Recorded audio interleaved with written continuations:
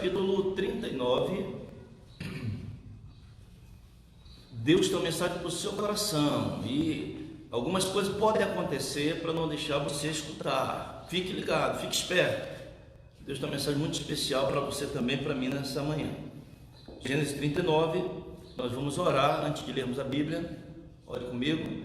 Querido e amado Deus, nosso Pai, Tua palavra se encontra aberta mais uma vez.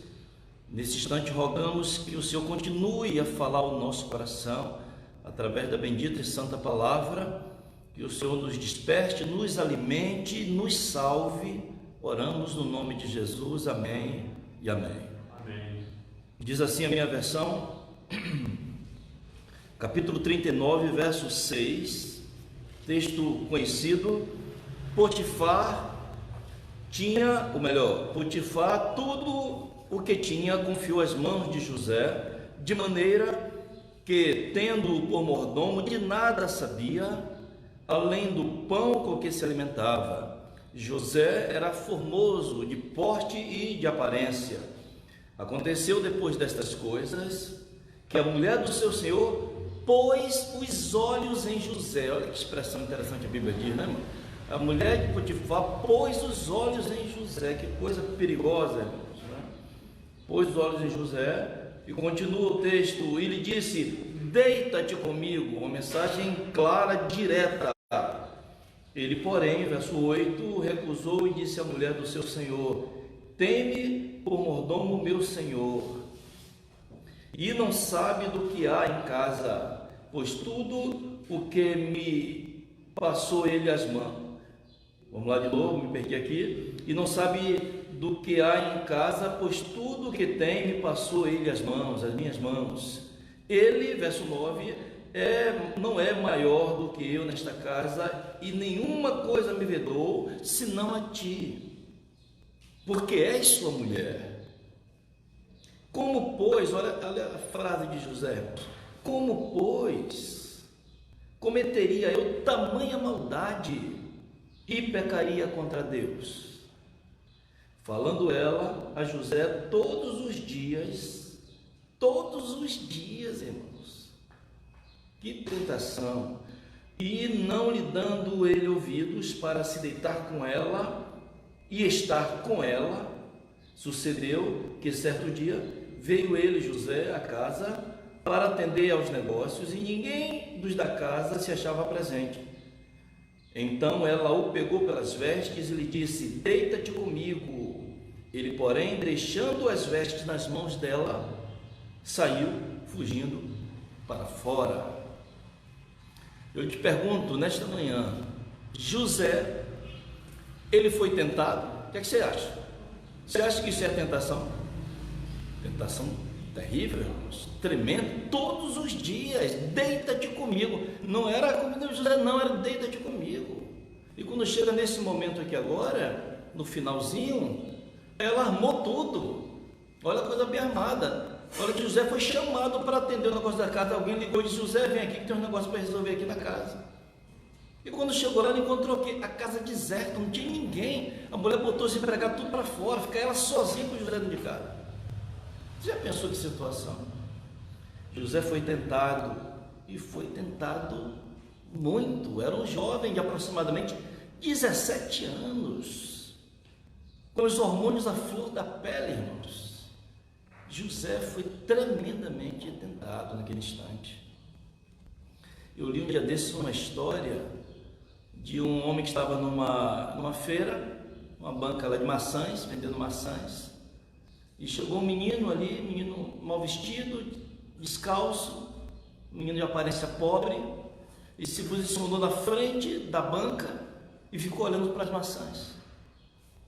Depois ele saiu um pouquinho, e aquele homem, o dono, desconfiado, de repente ele saiu, ficou tranquilo, daqui a pouco ele aparece de novo e fica olhando para as maçãs, dá um tempinho, depois sai de novo. Depois volta uma terceira vez, aí o homem se aproximou e disse: rapaz, eu acho que você está aqui tentando roubar minha maçã. E o menino respondeu para ele: não, moço, eu estou aqui tentando não roubar. Já pensou nisso aí? Eu estou aqui lutando, eu estou querendo, mas estou tentando não roubar. José estava sendo tentado. A história de José é a história de todos nós, porque todos nós, de uma maneira ou de outra, nós somos tentados. Todos nós, existem coisas as quais nos tentam. Eu tenho um amigo, Juraci, que está lá em Rondônia. E Juraci, das muitas coisas que ele me ensinou, uma das coisas que ele me ensinou é que Satanás, ele é o maior garçom que existe. Ele fica com a bandeja na mão, na sua mente, mas ele fica nos observando. Ele fica observando para onde é que a gente olha, o que é que faz nossos olhos brilhar. Ele fica nos estudando e depois nos oferece na bandeja aquilo que a gente mais deseja. A Bíblia diz, no livro de Tiago, que nós somos tentados pela nossa concupiscência, ou seja, o desejo está no meu coração. O que me tenta não são as coisas externas, o que me tenta é o desejo está no meu coração, no seu coração. É isso que nos leva à tentação. Mas eu te pergunto, José foi tentado? Foi. Você e eu somos tentados? Somos. Mas a tentação é pecado? Pense um pouquinho aí. É pecado você ser tentado, você desejar alguma coisa proibida? É pecado? A tentação em si é pecado? O que vocês acham? Nessa noite, ou melhor, nesta manhã, nós queremos falar um pouquinho sobre essa questão da tentação. Por isso que o título é A Anatomia da Tentação. Vamos tentar ver aqui de forma didática como é que funciona. Se a gente entender como é que funciona a tentação, não vai nos livrar de ser tentados, mas pode nos ajudar a não cair na tentação, porque o problema não é ser tentado, o problema é cair na tentação, A tentação, ela vem sobre nós. Então, a anatomia da tentação, a tentação, ela desenvolve 5 estágios. Acredite bem para isso, 5 estágios. Às vezes acontece de forma muito rápida, às vezes a coisa acontece de uma hora para outra, em frações de segundos, um milésimo de segundo. Mas as 5 coisas acontecem. A primeira coisa na tentação, didaticamente falando, na anatomia da tentação, é a atenção, é chamada. Primeiro, a sua atenção foi chamada, foi despertada. A segunda coisa, quando a tentação foi chamada, desperta o desejo, tá certo? Ok? Depois vem a terceira coisa, vem a consideração. Você começa a considerar se está certo ou está errado aquilo que você viu e que você desejou, a consideração. Depois vem a quarta, a penúltima fase da tentação, que é o planejamento, tá certo? Atenção, desejo, consideração, planejamento, e por fim vem a execução. Você vai passando na rua, no quintal de alguém, e vê ali uma galinha gordinha. Na hora de meio-dia aqui você fica imaginando, uma galinha gordinha ali, puxa, aquela galinha caia bem numa quarentena dessa aí, um momento bom, viu? Aí você chamou sua atenção, aí desperta o desejo, rapaz, aquela galinha na minha panela, hein? O desejo, começa a planejar como é que seria, qual seria esse tipo de prato. Aí vem agora a consideração, como aquela galinha não é minha, é do vizinho. Será que está certo eu pegar aquela galinha para mim? Não, é certo, é do vizinho, é meu também, É meu também. Então você decidiu que vai pegar a galinha. Aí vem agora o planejamento. Eu vou botar uma escada ali, vou pular o muro, eu vou abrir ali uma brecha na cerca, começa a planejar. E depois agora você planejou, vai, pega a galinha e leva para casa. Executou. Te pergunto, em qual fase das 5 etapas da tentação o pecado acontece? Ele acontece quando sua atenção é chamada? Claro que não. Porque nós somos tentados pelas coisas que nós gostamos, e às vezes são coisas lícitas. Por exemplo, um homem é atraído pela mulher, a mulher é atraída pelo homem. Isso é uma tendência natural, tá certo? Quando você vê alguma coisa pela qual você é atraído, sua atenção é chamada, você vê, você fecha os olhos, só se for, mas se está nos seus olhos você vê. Mas depois desperta o desejo. O pecado aconteceu quando sua atenção foi chamada ou quando o desejo foi despertado? Já aconteceu o pecado?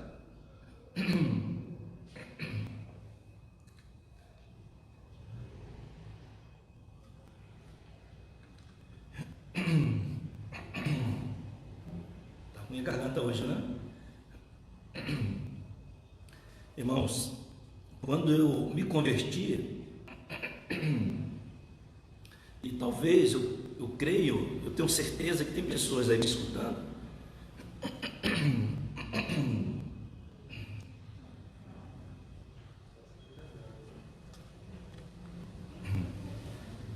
esse é um assunto que eu preciso falar nessa manhã. Por mais que eu estou tendo dificuldade, por mais que a internet dá mais, eu preciso falar desse assunto. Mas você precisa me escutar. Como eu dizia, tem pessoas aí que eu tenho certeza que me conheceram antes da conversão. Sabe como eu era? Quem eu era? Então o que acontece? Eu me converti. E eu era vigilante de banco. E eu trabalhava no edifício Miguel Calmon, no extinto Banco Econômico, na agência, na Avenida Estados Unidos, uma rua central lá em Salvador, muito movimentada, rua de bancos, muito movimentada.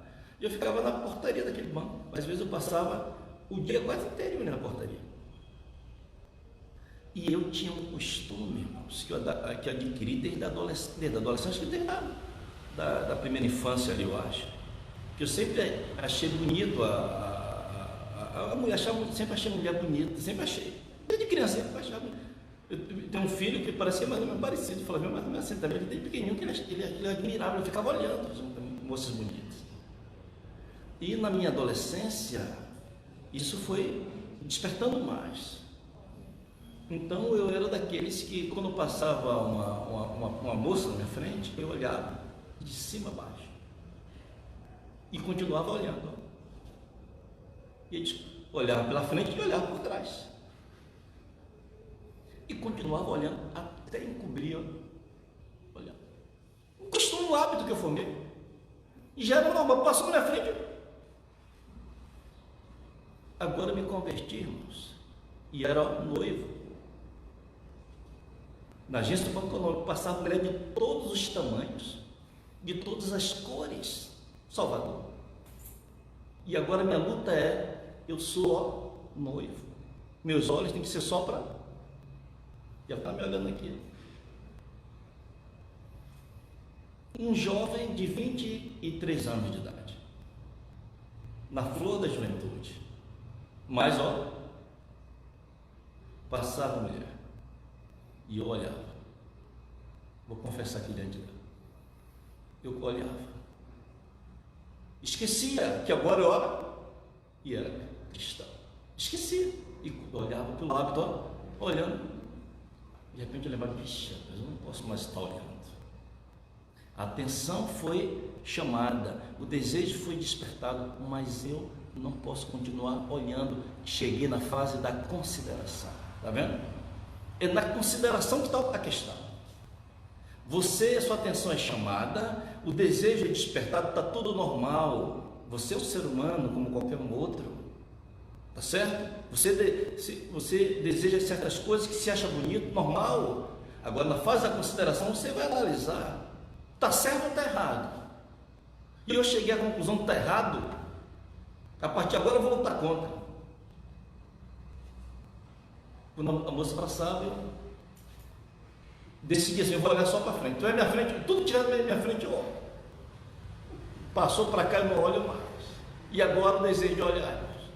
E nos primeiros dias eu confesso que não olhava. E depois de alguns segundos eu não resistia e dava aquele. Viram, eu olhava. Perdi. A luta contra o desejo pecaminoso. Na fase da consideração é que o pecado acontece. É quando você está considerando, está certo ou está errado, e você chega à conclusão que não tem problema nenhum, você não vê mal nenhum nisso. Eu não vejo mal nenhum nisso. Você não vê mal nenhum nisso, aí o pecado começa a tomar conta. Aí entra na fase do planejamento e vem a fase da execução. Ainda que não aconteça a execução, o pecado já se consumou. É chamado o pecado latente. É aquilo que você planeja, e na hora que você está subindo o muro, para pular o muro, para pegar a galinha, o dono aparece, não pegou, pecou, não consumou o pecado, mas o pecado em estado latente já aconteceu. Então, o negócio mais importante na anatomia da tentação é a hora de considerar, é a hora que o Espírito Santo fala ao nosso coração, é a hora que nós resistimos ou não. Então, quando se fala em tentação, a gente não tem como fugir de um texto da Bíblia. E esse texto aqui eu quero que você marque, risque, com letras douradas, não perca esse texto. Esse texto, você é jovem, principalmente, mas eu falo também aos adultos, vou dizer um pouquinho mais, aos de terceira idade também, viu? Eu falo para todo ser humano, esse texto aqui tem muito a ver com você e comigo, porque todos nós, em qualquer fase, nós adentramos esse problema. Vivemos isso aí, tá certo? A concupiscência da carne e dos olhos, diz a Bíblia, né? 1 Coríntios, olha que texto espetacular. É o melhor texto da Bíblia quando se fala no quesito tentação. Paulo fala sobre o assunto. Paulo fala com autoridade sobre o assunto. 1 Coríntios 10. Um texto para que nós não podemos mais nunca esquecer. 1 Coríntios 10, versículo 13. 1 Coríntios 10, 13. Eu não quero me demorar, porque eu sei que você tem algumas atividades, tem live hoje à tarde, a partir de 2 horas, tem uma vigília especial, começa às 2 horas e vai até 18 horas, né? Promovida aqui pela nossa União Leste, tá bom? Vamos lá, pela BAC, né? Vamos lá, então a leitura diz assim: não, diz o apóstolo Paulo, não vos sobreveio tentação que não fosse humana, mas Deus é fiel e não permitirá que sejais tentados além das vossas forças. Pelo contrário, juntamente com a tentação, vos proverá livramento, de sorte que a possais suportar. Irmãos, aqui o apóstolo Paulo diz algumas coisas extremamente importantes. A primeira delas: não existe tentação que não seja humana. Você está sendo tentado ou tentada, é humano, não é sobrenatural. Se é humana, tem a ver comigo e com você. Se é humano, eu posso resistir. É humano, não é sobrenatural. Não é o inimigo sobrenatural que está vindo sobre mim. Não é alguém que é mais forte do que eu, não. É humana. Se é humana, eu posso resistir. É possível resistir. Certo? Essa história, não, mas a carne é fraca. Não, aí você decidiu. Na consideração, você chegou à conclusão: como a carne é fraca, eu vou cair.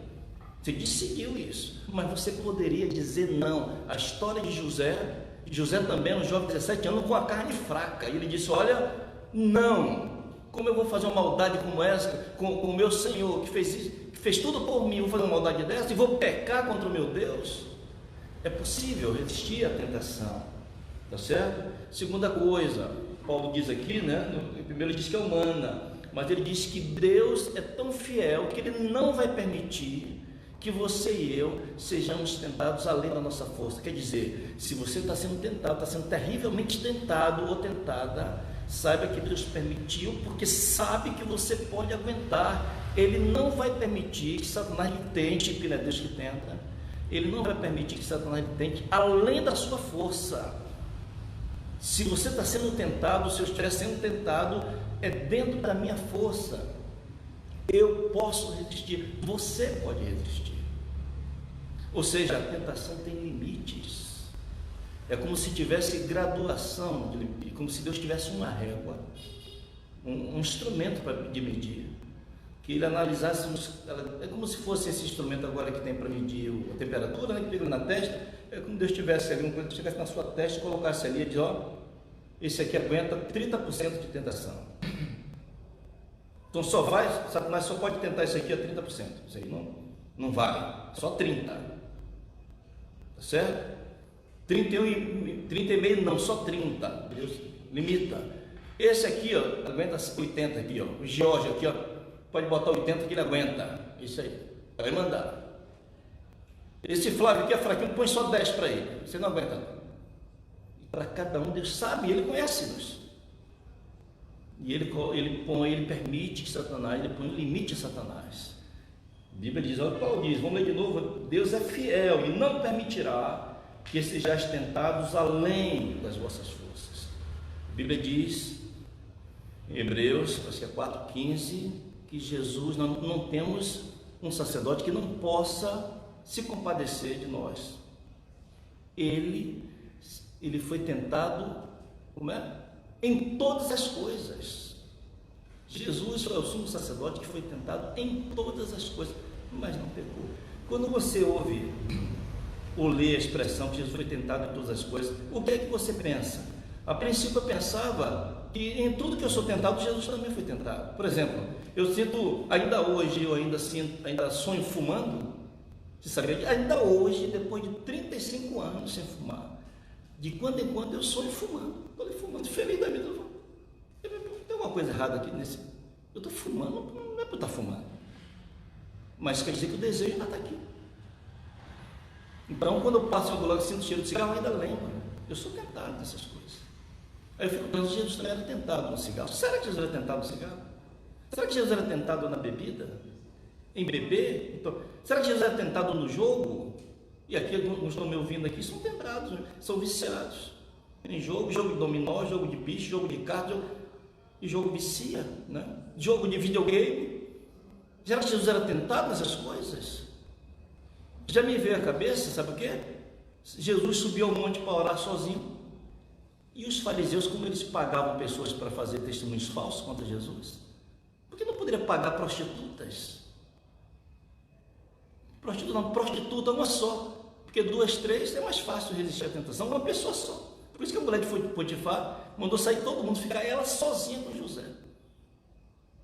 1 a 1 é mais complicado. Aí ele pega a prostituta mais bonita que tinha, mais bonita ainda do que Maria Madalena, que é uma das prostitutas mais conhecidas ali,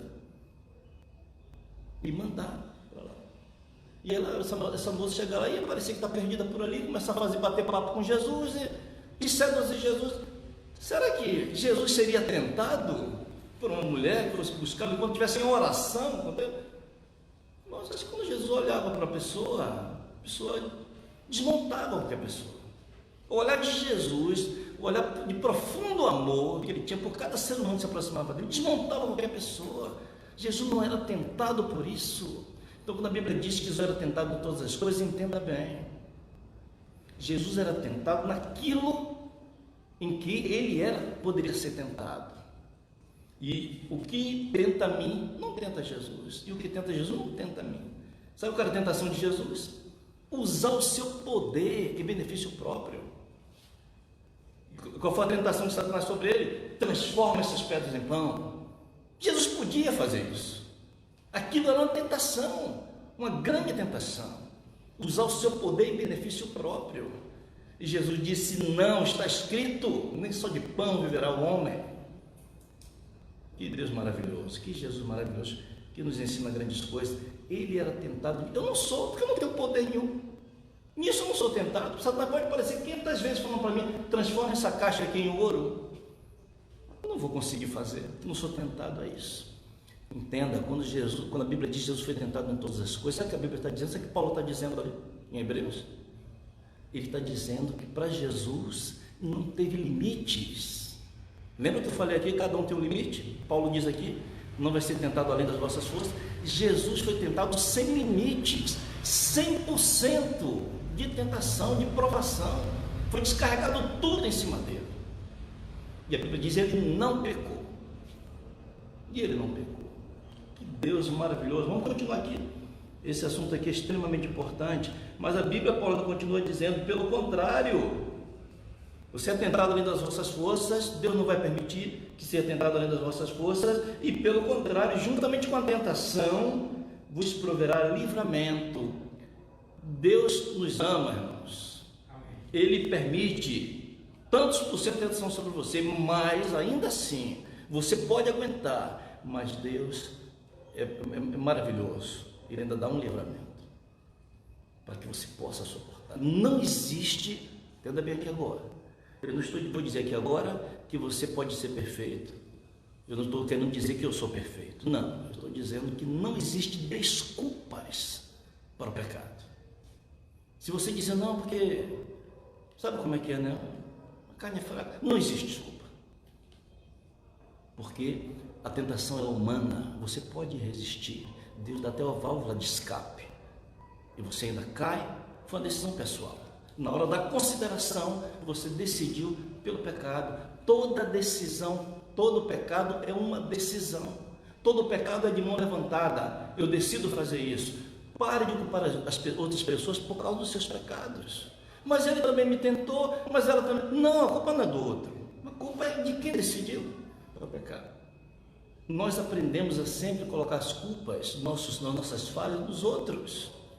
Sempre vamos procurar um culpado.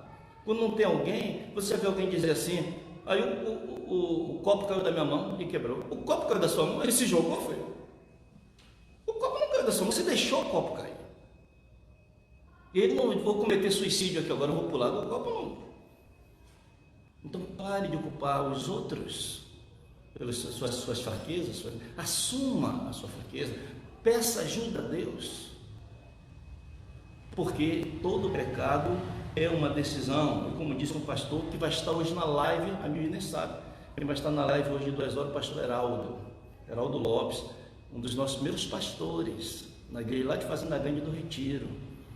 Hoje ele é professor de teologia, aí acho que é no Chile, no Paraguai, uma coisa dessa, é especialista no assunto de eventos finais. Quando a gente estava lá, em Fazenda Grande, ele já era especialista, os sermões dele eram todos proféticos, vai valer a pena, tá certo?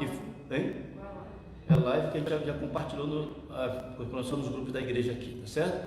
Nos grupos da igreja, tá bom? Eu vou compartilhar também para os outros irmãos que desejarem também participar, o link, tá bom? E o pastor Aldo que falou, todo pecado é de mão levantada, eu nunca esqueci. Ele falou isso numa comissão da igreja, pecado de mão levantada, ou seja, eu decido pecar. E é verdade, irmãos, isso é verdade. Vamos agora então para o escape. Deus nos dá o escape. Tiago capítulo 4, e vamos concluir, vamos ler mais 2 versículos da Bíblia, para nós concluirmos.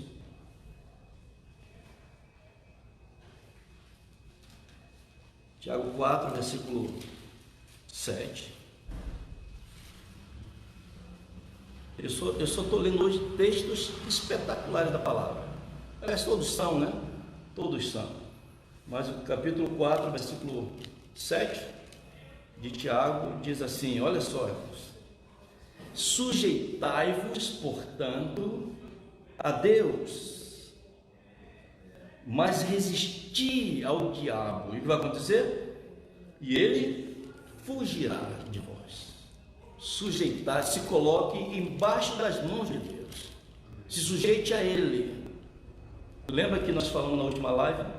Jesus, ele não estava animado para sorver aquele sofrimento, não. Pai, afasta de mim esse cálice, era a oração dele. Não estava animado, porém, não seja feito de acordo com o que eu quero, mas com o que tu queres. Ela te diz no livro Caminho a Cristo, ela diz, você não pode mudar o seu coração, você não pode fugir dos seus maus hábitos, isso está além de você, mas você pode escolher entregar a sua vontade a Ele. Escolha entregar a sua vontade a Ele, e Ele então haverá de cumprir em vós tanto querer como efetuar. Solução para a tentação, entregue a vontade. Jesus ensinou isso. E Tiago agora diz o quê? Sujeitai-vos a Deus e resistir ao diabo. Observe que tem uma parte do ser humano para fazer. Aquela ideia, não, mas eu não estou conseguindo. Não existe isso. Você tem que resistir ao diabo. Senhor, me ajude, eu estou querendo, mas me ajude. Não existe. Resistir ao diabo é a palavra. O texto bíblico diz isso. Resistir ao diabo. Lá no Pará eu aprendi, porque tem um ditado que diz assim, se correr, o bicho pega, e se ficar, o bicho come. E lá no Pará os irmãos dizem assim, se correr, o bicho pega, se ficar, o bicho come, mas se orar, o bicho foge. E é verdade, irmãos, o bicho vem sobre você, ore, não adianta correr, se ficar é pior, então ore, que o bicho foge, é o que diz a Bíblia. Resistir ao diabo e ele fugirá de vós. José tinha todos os argumentos do mundo para cair em tentação, todos. Não para ser tentado, para cair na tentação. E também tinha motivos para ser tentado também, porque a Bíblia diz que ele é um cara bonito, um cara novo, bonito de corpo e de rosto. Eu fico imaginando vou dizer para não dizer que eu sou presunçoso, né? Mas José era um sujeito bonito, jovem, como diz. E a mulher de Potifar colocou os olhos sobre ele. E quando uma mulher coloca os olhos sobre um homem, é complicado se sair. Quando um homem coloca os olhos sobre uma mulher, é complicado se sair. A gente tem que orar a Deus para nos livrar dessas tentações. Porque é complicado. José sabia disso e ele tinha todos os motivos do mundo. Fica imaginando o que José podia dizer para cair em tentação. Ele primeiro podia dizer logo o argumento de muito: não, a carne é fraca, eu sou um cara de 17 anos. A carne é fraca, tem que fazer o quê? O Senhor me perdoe, eu caí, por quê? A carne é fraca. Ele podia botar a culpa nela, não, a culpa foi dela.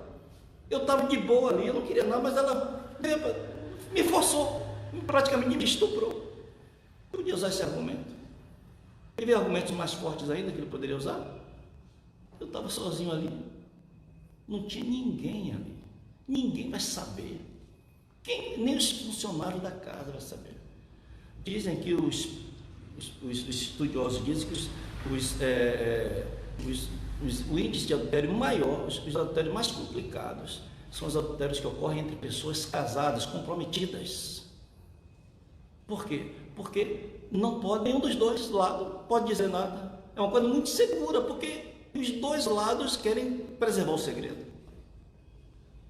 José podia dizer que ela nunca vai falar para ninguém, ela é maluca de falar para alguém. Então, ele podia usar esse argumento: meu pai não está aqui, minha mãe não está aqui, os irmãos não estão aqui, a igreja não está aqui, o pastor não está aqui. Então, vai ser só um momento, acabar com esse problema. Ele podia usar esse argumento. Quer ver um outro argumento forte ainda? Eu sou escravo dela. Se eu não estou nem querendo, mas ela me forçou. Eu vou fazer o quê? Ela é minha dona. Eu tenho que fazer tudo o que ela quer, se eu sou escravo dela. Esse é um argumento. Mas José disse não. Resistiu ao diabo. E ele diz os motivos: eu não posso fazer isso com o meu próximo, não vou fazer uma maldade dessa com o meu próximo. Eu não posso pecar contra o meu Deus. Consciência da presença de Deus. Você tem consciência da presença de Deus? O último versículo, para a gente concluir. 1 Pedro, capítulo 5, texto espetacular também. Eu vibro com esses versículos da Bíblia, viu? Pedro capítulo 5, 1 Pedro capítulo 5, versículo 6, muito parecido com Tiago. Olha o que ele diz: humilhai-vos, portanto, sob ou embaixo da poderosa mão de Deus. É que Paulo, o que Tiago falou, sujeitai-vos a Deus. Ele diz aqui: humilhai-vos, portanto, sob a poderosa mão de Deus, para que Ele, Deus, em tempo oportuno vos exalte. 7. Lançando sobre Ele toda a vossa ansiedade, porque Ele tem cuidado de vós. Sede sóbrio, verso 8, sede sóbrios e vigilantes. O diabo, vosso adversário, anda em derredor, como um leão que ruge procurando alguém para devorar. A missão dele é essa. Verso 8, aparece Tiago de novo, ó. Resistir-lhe firmes na fé, pela fé, certo de que sofrimentos iguais aos vossos estão se cumprindo na vossa irmandade espalhada pelo mundo. Os cristãos estão todos sendo tentados também. Isso que ele está dizendo, não é você só. Não pensa que é você só que é tentado. Ora, o Deus de toda graça, que em Cristo vos chamou à sua eterna glória, depois de ter sofrido por um pouco, Ele mesmo, é obra dele, Ele mesmo vos há de aperfeiçoar, firmar, fortificar e fundamentar. A Ele seja o domínio pelos séculos dos séculos. Amém. Palavra poderosa, irmãos, é Ele. Deus toma a iniciativa, nós entregamos a Ele a nossa vontade, nós escolhemos: Senhor, eu quero te servir, eu escolho te servir, eu digo não, eu resisto ao diabo, e Ele é poderoso e está desejoso de nos salvar, nos fundamentar, de nos aperfeiçoar, de arrancar de nosso coração os nossos desejos pecaminosos. Só Ele pode fazer isso. Eu estou com muita vontade de contar uma história, preocupado com o tempo, mas preciso contar essa história, que é uma das histórias que mais me impactaram até hoje, que eu ouvi de alguém contar sobre tentação. E me permita mais 2 minutinhos para contar essa história. É de uma pessoa conhecida, ele não me deu autorização para contar essa história. Mas como ele contou de público, eu estava assistindo no dia que ele contou, eu estava na igreja de Belém, eu e a Nilde, na igreja lá em Belém do Pará, na igreja do Marco, ele estava pregando, o pastor William Costa Júnior, e ele estava pregando, conhecido, né? Conhecido pela música e conhecido também pelo noticiário que faz hoje, estava na conferência geral. E ele contou que quando ele era jovem, aproximadamente 20 e poucos anos de idade, ele já trabalhava com música, já era músico, e ele participou de um concurso, e ele venceu o concurso de regência, e o prêmio era uma viagem para uma cidade da Grécia, onde assistiria um concerto especial. Era o prêmio, mas era uma viagem somente para uma pessoa, e ele estava recém-casado com a Sonete, e deixou a Sonete, que tinha aqui recém-casado, pouco tempo, e que tinha, eu vou ali. Uma viagem de pouco tempo, acho que eram 2 dias, 3 dias mais ou menos, e ele foi assistir o concerto, mas na hora de voltar, houve um problema com o aeroporto, com o avião, não lembro bem os detalhes, mas a verdade é que o voo não sairia, e ele precisava voltar, porque ele tinha compromissos com a igreja, nos dias seguintes. Mas as pessoas começaram a brigar, as pessoas que estavam lotadas naquele avião começaram a brigar, discutir no aeroporto, ele não entrou em discussão, ele ficou de parte, ele percebeu uma pessoa ali com o crachá da empresa, ele encostou na pessoa e disse: amigo, rapaz, eu sou pastor da igreja adventista, e eu preciso que você me ajude, eu tenho que embarcar em algum voo, eu não posso continuar aqui, que eu tenho compromisso, só vim para cá porque eu tinha certeza que ia voltar, me arruma um jeito para ir. O cara disse: não, fica tranquilo, tem 2 vagas em um voo que vai sair de Atenas, que era a capital, nós estávamos em outra cidade do interior, digamos assim, né? Acho que interior mesmo, sei lá, e tem 2 vagas em um voo. Uma vai ser da comissária de bordo, né, a aeromoça, e a outra a gente tinha que escolher alguém, já está escolhido, vai ser você. Pronto, fica tranquilo, deixa só as pernas, no final das contas a gente vai dar as orientações. Ele ficou. Quando chegou no momento certo, ele foi chamado, né? Chamou para ali, entrou ele e a aeromoça, foram colocados num táxi, e eles foram para um hotel ali na cidade, onde passariam a noite, para no outro dia viajar para Atenas, e de lá pegariam voo para o Brasil. E aí no caminho eles foram conversando, ela brasileira, falando em português, os 2 ali conversando no caminho, no táxi. Chegou na frente daquele hotel, um hotel bonito, inclusive, ele diz, e quando chegou na portaria, eles vinham conversando, já eram praticamente amigos, vinham batendo papo ali, conversando, sorrindo. E quando chegou na portaria, o gerente disse: ok, sejam bem-vindos ao nosso hotel, então nós vamos aqui reservar um quarto, né? Quarto de casal, né? Perguntou. Aí quando ele esboçou a reação, ela se adiantou e disse: sim, é de casal. E já pensou agora? Pense na tentação dessa. Não estava nem em Atenas, estava na Grécia, mas numa cidade lá no mato, no interior. Ninguém sabia que ele estava lá, estava perdido lá no mundo, sozinho. Ele somente em uma aeromoça.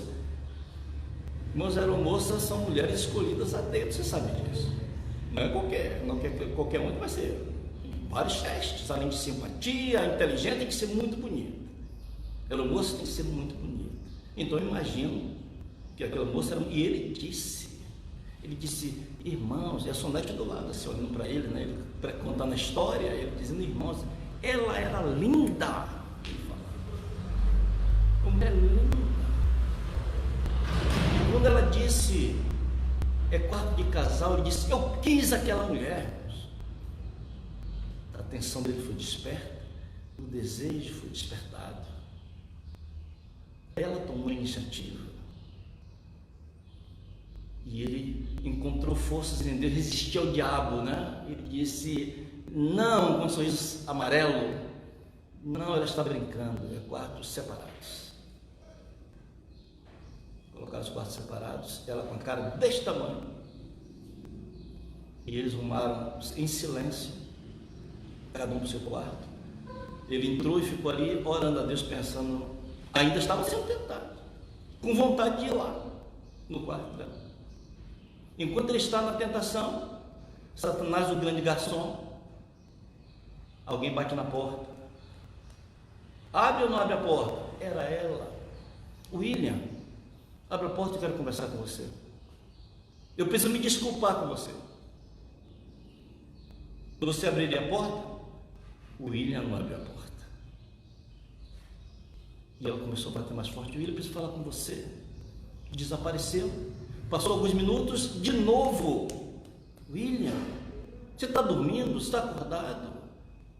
E nas últimas vezes, as palavras já não foram doces assim. Você não é homem. Eu falei aqui em linguagem bem baiana. Homem, você não é. E os outras palavras aqui que ele não usou lá comigo, eu imagino que ela deve usar.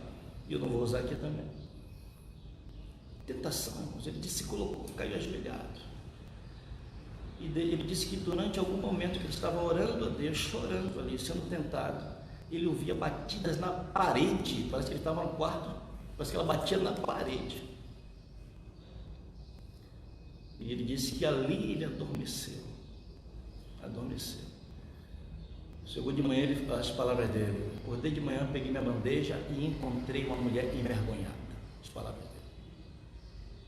Ele sentou em um lugar que pudesse vê-la quando ela voltasse saísse do quarto, do apartamento. Ele ficou posicionado, chegou cedo, pegou a bandeja dele, pegou o alimento, café da manhã, sentou ali e ficou esperando. Pensa que não, ela veio, pegou a bandeja, olhou para ele, virou o rosto e passou para o outro lado. Ele pegou a bandejinha dele e foi e sentou junto dela. E falou, chamou o nome dela e disse para ela, olha, entenda que ele não tem problema nenhum com você, você é uma mulher linda, uma moça linda, o problema é comigo, você não tem problema, quem tem problema sou eu. Ela disse, eu pertenço a Deus, eu tenho um compromisso com minha igreja e com meu Deus, eu sou pastor da igreja adventista, eu tenho que ser firme na minha decisão, que eu fiz com Deus um dia, eu tenho uma mulher maravilhosa, linda, está me esperando lá. Como é que eu posso fazer isso? Com ela e com Deus. Diz que a moça começou a chorar. E a moça chegou a dizer para ele que parece que o pai dela era adventista, segundo dia. Ela pediu perdão para ele. Eles fizeram uma boa amizade depois disso aí. Você é capaz de resistir a uma tentação como essa? Se o William, com poucos anos de idade, um jovem, conseguiu resistir, por que é que você e eu não podemos? O que a Bíblia diz? Não existe tentação que não seja humana, é possível. Você está sendo tentada, humilhe-se diante de Deus, sob a poderosa mão de Deus e permita que Ele te ajude. Não tente resistir à tentação na sua própria força, não vai dar certo. Eva tentou, não deu certo. Coloque-se nas mãos de Deus, escolha servi-lo, escolha entregar sua vontade a Ele. Nessa manhã, você deseja entregar sua vontade a Deus. Você sofre tentações, fortes tentações. Você já caiu nas tentações. Você tem caído constantemente nessas tentações. Quer colocar a sua mão nas mãos de Deus agora, para que Ele firme os seus passos, te ajude. Quer entregar-se inteiramente a Ele? Eu quero ver as mãos de alguém que quer entregar-se a Ele nesse momento, para resistir ao pecado. Amém? Vamos orar então. Querido e amado Deus, louvamos o Teu santo nome pela Tua mensagem nesta manhã. O Senhor sabe, Senhor, que aqui estamos, neste culto, nesse momento que estudamos a Tua palavra, aqui estamos porque desejamos Te servir. Nós queremos ser cristãos verdadeiros, nós queremos ser cristãos vencedores, vencer o pecado que habita em nosso coração, os desejos pecaminosos. Ó Deus, queremos nos colocar verdadeiramente em Tuas mãos aqui, nesse momento, para que o Senhor efetue em nós o querer, bem como também o realizar. Que o desejo de fazer a Tua vontade seja muito mais forte, mais claro em nossa mente, do que o desejo que busca nos arrastar de pecar contra Ti. Ó Deus, salva-nos, perdoa-nos, se porventura alguns de nós aqui já caímos na tentação. Que o Senhor nos ajude a nos erguermos outra vez, possamos nos levantar de novo, segurando em Tuas mãos, e possamos seguir firmes, resistindo a cada pecado, a cada tentação, até que um dia, quando o Senhor voltar, o Senhor arranque de nós essa natureza pecaminosa e nos dê um novo coração. São as bênçãos que oramos, agradecidos em nome de Jesus. Amém e amém.